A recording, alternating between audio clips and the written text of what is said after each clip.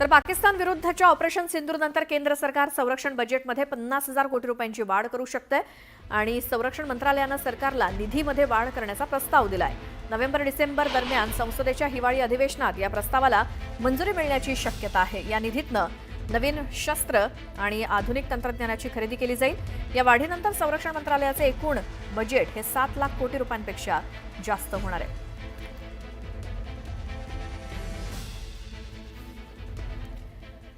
तर पुढची बातमी आता बघूयात। भारताच्या कारवाईनंतर हतबल झालेल्या पाकिस्तानने पुन्हा एकदा काश्मीरचा जप सुरू केलाय।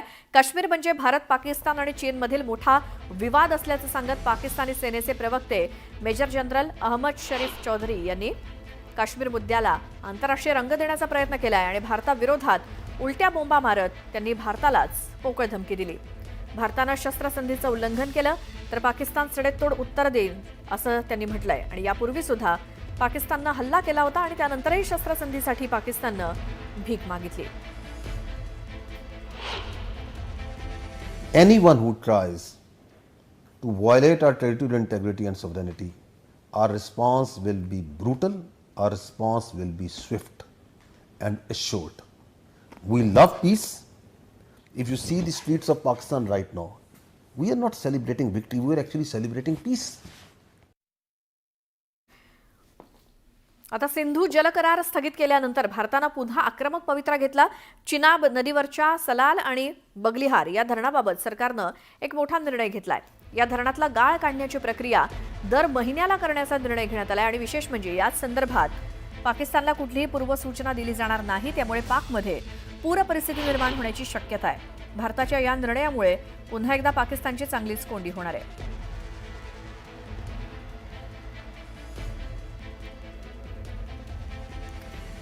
तर पाकिस्तानचा हा नापाक चेहरा उघड करण्यासाठी भारताने आता मोठं पाऊल उचललंय। दहशतवादावर पाकिस्तानचा खरा चेहरा जगासमोर आणण्यासाठी सर्वपक्षीय खासदारांचं शिष्टमंडळ विविध देशांमध्ये पाठवलं जाणार आहे। एका शिष्टमंडळामध्ये 5 ते 6 खासदारांचा समावेश असेल। अमेरिका, इंग्लंड, दक्षिण आफ्रिकेसह विविध देशांमध्ये जाऊन पाकिस्तानच्या खोटेपणाबाबत हे खासदार माहिती देतील। एनडीएच्या खासदारांना या शिष्टमंडळाचं नेतृत्व करण्याच्या सूचना देण्यात आल्या आहेत। संसदीय कामकाज मंत्री किरेन रिजिजू खासदारांशी समन्वय साधतायत।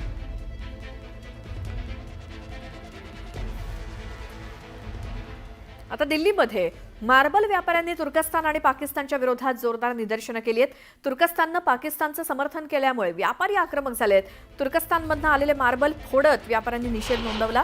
शिवाय जे देश पाकिस्तानला मदत करतील अशा देशांशी व्यापारी संबंध संपवण्याची घोषणा यावेळी व्यापाऱ्यांनी केली आणि आंदोलनादरम्यान पाकिस्तान आणि तुर्कस्तानच्या विरोधात जोरदार घोषणाबाजी करण्यात आली।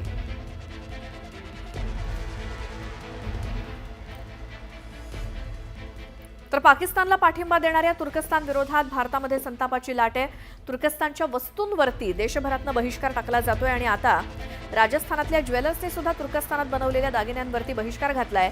जयपूर आणि जोधपूर सोबतच अनेक शहरातील प्रमुख ज्वेलर्सनी तुर्कस्तानातील दागिने न विकण्याचा निर्णय घेतला आणि जोपर्यंत तुर्कस्तान पाकिस्तानला साथ देईल तोपर्यंत हा बहिष्कार सुरूच राहील असं ज्वेलर्सने सांगितलं।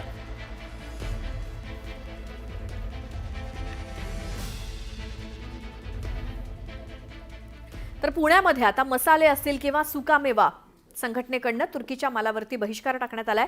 भारताविरुद्धच्या युद्धजन्य परिस्थितीमध्ये पाकिस्तानला जाहीर पाठिंबा दिल्याच्या निषेधार्थ तुर्कीच्या मालावरती मसाले आणि सुकामेवा संघटनेने सुद्धा बहिष्कार घालण्याचा निर्णय घेतलाय। तुर्कीहून आयात होणाऱ्या सफरचंदांवरती बहिष्कार घातल्यानंतर आता मसाले आणि सुकामेवा व्यापाऱ्यांनी बॅन तुर्कीचा अवलंब केलाय आणि यावेळी भारताविरोधी भूमिका घेणाऱ्या कोणत्याही देशाशी व्यापार न करण्याचा निर्णय एकमताने घेतला गेलाय। त्याऐवजी पर्यायी देशांकडून माल घेण्याचं आवाहन संघटनेने व्यापाऱ्यांना केलं। हम व्यापारी सब ने डिसाइड किया हुआ है कि हम तुर्की के सब ड्राई फ्रूट्स और बाकी का सब इंपोर्ट मटेरियल का बहिष्कार करेंगे और उससे तुर्की को बहुत फाइनेंशियल लॉस होगा और इंडिया के लिए ऐसा कुछ प्रॉब्लम नहीं आएगा, ना इंडियन कस्टमर्स के लिए कुछ प्रॉब्लम आएगा क्योंकि इंडिया के पास ऑप्शंस बहुत है। तर भारताने दणका दिल्यानंतर आता पाकिस्तान चांगलाच नरमलाय आणि काश्मीरच्या वादावरती तोडगा काढण्याची इच्छा पाकिस्तानने बोलून दाखवली आहे। पाकचे पंतप्रधान शहबाज शरीफ यांनी आपण भारतासोबत शांतता चर्चेत सहभागी होण्यास तयार आहोत असं सांगितलं। यामध्ये काश्मीर वाद, पाणी वाटप, यासोबतच द्विपक्षीय मुद्द्यांवरती लक्ष केंद्रित करण्यासाठी भारताला व्यापक चर्चेसाठी त्यांनी आमंत्रित केलंय. तर पाकिस्तानी पंतप्रधानांचं हे ताजं वक्तव्य भारत आणि पाकिस्तानमधील युद्धबंदी 18 मे पर्यंत वाढवण्यात आल्याच्या पार्श्वभूमीवर आलंय.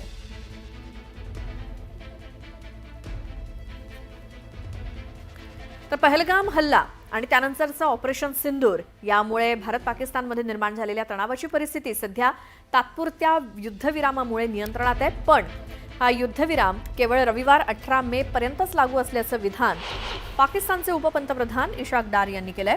त्यामुळे त्यांच्या या विधानामुळे नव्या वादाला तोंड फुटण्याची शक्यता आहे. विशेष म्हणजे त्यांच्या या दाव्यावर भारताकडनं अद्याप कोणतीही प्रतिक्रिया आलेली नाही. डीजीएमओच्या संभाषणादरम्यान युद्धबंदी 12 मे पर्यंत वाढवण्यात आली आणि 12 मे रोजी डीजीएमओ पुन्हा बोलले तेव्हा युद्धबंदी 14 मे पर्यंत वाढवली गेली आणि 14 मे रोजी पुढील चर्चेमुळे युद्धबंदी 18 मे पर्यंत वाढवण्यात आली असं यावेळी डार यांनी पाकिस्तानच्या वरिष्ठ सभागृहाला सांगितलं.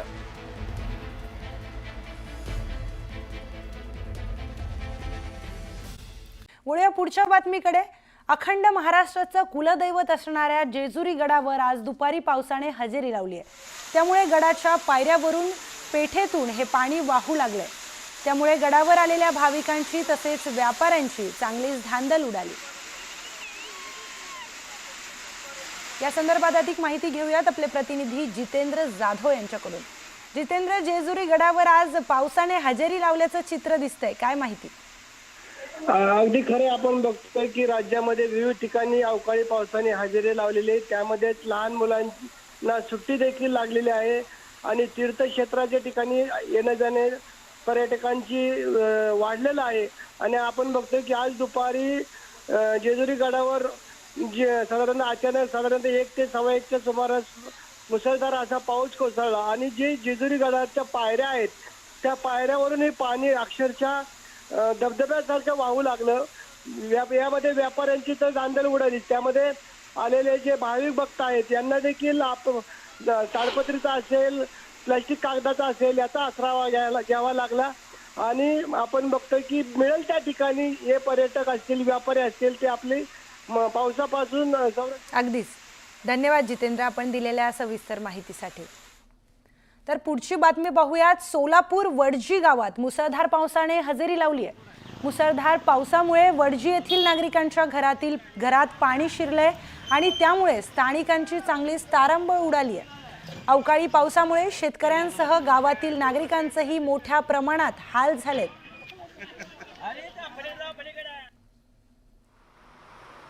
तर सिल्लोड शहरासह तालुक्यात अवकाळी पावसाला सुरुवात झाली आहे. सिल्लोड शहरासह इतर ठिकठिकाणीही मुसळधार पाऊस सुरू झाल्यानं गावकऱ्यांची एकच तारंबळ उडाली आहे. तालुक्यातील काही ठिकाणी वादळी वाऱ्यासह पाऊस पडतोय.